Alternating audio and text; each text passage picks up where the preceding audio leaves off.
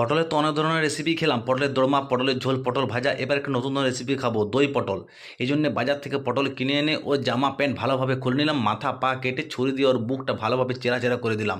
বুক একদম চেরা চেরা হয়ে যাওয়ার পরে ওর যাতে গা জ্বালা করে এই জন্য নুন হলুদ দিয়ে ভালোভাবে মাখিয়ে নিচ্ছি। নুন হলুদ ভালোভাবে মাখিয়ে নিয়ে কড়াইয়ে গরম তেল করে ওই চেরা চেরা পটলগুলো তেলের মধ্যে ফেলে দিচ্ছি, ওরা নাচানাচি করুক। যখন কেউ ওরা নাচানাচি করছে সেই সময়কে আমি আদা, কাঁচা লঙ্কা, জিরে, বাদাম, বাড়িতে কাজু বাদাম নেই বলে বাদাম দিয়ে কাইসে দিচ্ছি, টমেটো ওই মিক্সির মধ্যে দিয়ে ভালোভাবে পেস্ট করে নিচ্ছি। মিক্সিতে পেস্ট হয়ে গেলে এরপর তেজপাতা গরম তেলের মধ্যে দিয়ে আদা, জিরে, বাদামের যে পেস্টটা ছিল সেই পেস্টটা ওই গরম কড়াইয়ের মধ্যে দিয়ে দিচ্ছি। এরপরে হলুদ গুঁড়ো, নুন, রঙের জন্য অল্প পরিমাণে কাশ্মীরি লঙ্কা এবং যে ফেটানো দইটা ছিল সেটা ওর মধ্যে দিয়ে ভালোভাবে নাড়িয়ে নিচ্ছি। ভালোভাবে নাড়িয়ে যাওয়ার পর খানিকক্ষণ ফোটার পরে সেটার মধ্যে যে ভাজা পটল ছিল সেই পটল ওর মধ্যে দিয়ে খানিকক্ষণ নাচানাচি করে নিচ্ছি।